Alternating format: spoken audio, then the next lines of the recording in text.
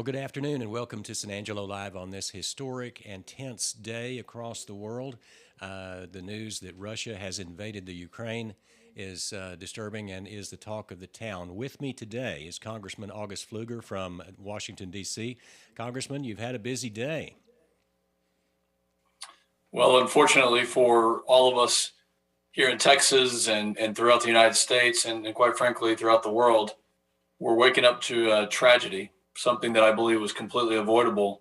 Our prayers are with the Ukrainian people, the horrific pictures and videos that we've already seen, the loss of life on the innocent civilians and all of those in Ukraine who have been attacked, their sovereign borders, something we haven't seen to this scale since 1939, the beginning of World War II. Well, it's scary for all of us. And what is the latest from the Ukraine? What is this administration doing? Well, I think the latest is that what we're seeing right now is a full-fledged invasion from multiple axes in all the different domains of warfare, to include the land, air, sea, cyber, and it's a joint invasion, joint warfare invasion that really we haven't witnessed again since World War II, and I think everyone is watching. We're wondering when the President of the United States is going to step up and lead, and I think that the answer to that question is quite evident as I watched his press conference and understand that we know deterrence does not happen after the fact. Deterrence does not happen in the 11th hour. Deterrence is something that happens every single day. I mentioned this last week when we talked, and I'll say it again, that the only thing that Putin and malign actors, bullies like that recognize is strength. And from day one of this administration, the President of the United States has exuded weakness. And that weakness over time and in just one short year has led to this fact. This is an environment of weakness that now Putin is taking advantage of.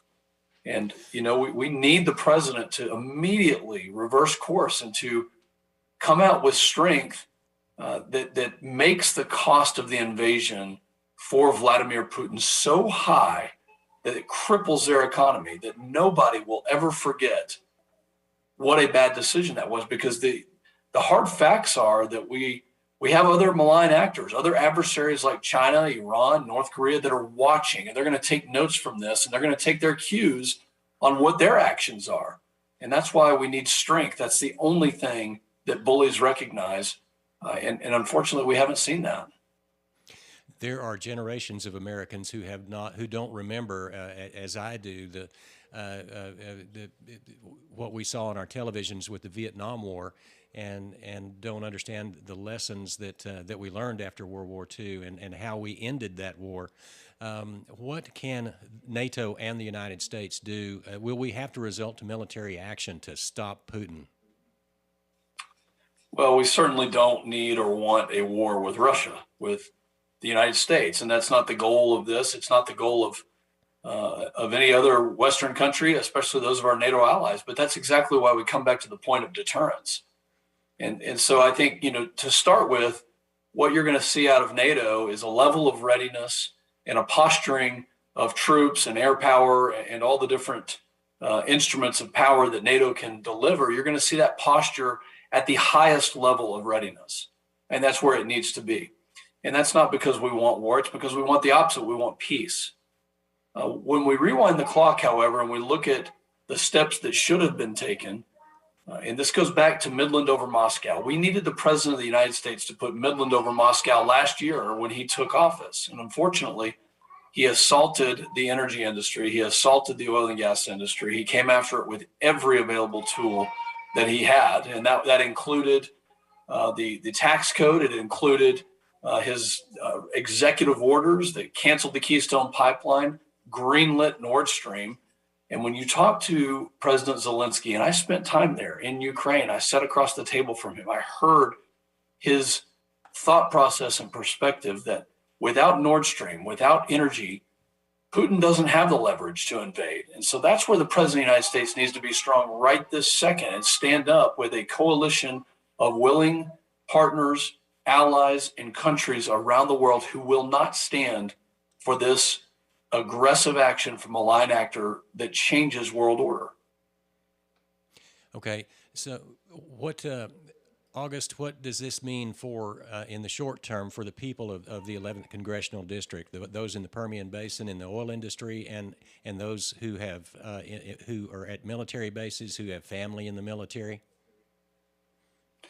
Well, first and foremost, everyone in this congressional district, especially those who work in the oil and gas industry or support it indirectly, should be very proud of the fact that what we do right here delivers national security. It delivers energy security, not just us domestically, but also to our partners and allies. And we should be proud of that. But the president should be unleashing that. He should be using every ounce of that to help our partners like Ukraine around the world.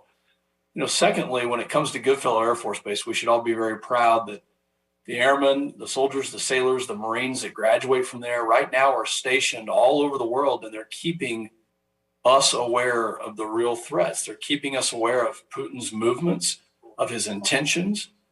They have kept us aware of the operational environment. I'm very proud of the work that they do. And this is why it's so important right here in the Concho Valley that we support our military, we support their families, we help them get through this grueling training here at Goodfellow so that they can go on to do really amazing things, but to keep us safe. And it really comes down to that.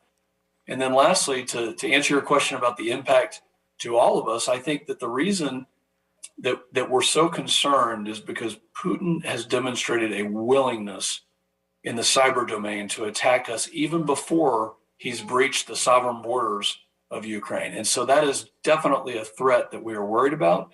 Every industry, whether it's healthcare, whether it's the financial industry and the banks, whether it's the agricultural industry, and obviously the oil and gas industry, we're all vulnerable to the malign activities of the Russian government, of their thugs that are willing to use the cyber domain to come after us, to attack us, and we need to be on guard. And so I'm calling on my Democrat colleagues across the aisle to heighten their awareness, to heighten their deterrent posture, and to push back against what we know is an actor who will take lives of innocent people for his own personal gain.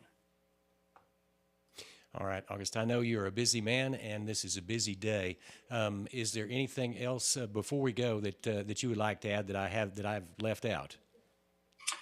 No, I believe that we've discussed the important parts of it. And I'll just say one more time that, introducing a piece of legislation like Midland over Moscow, it shows us where we should be putting our focus. And that's on our domestic ability to feed our country, to fuel our country, to help our partners and allies around the world.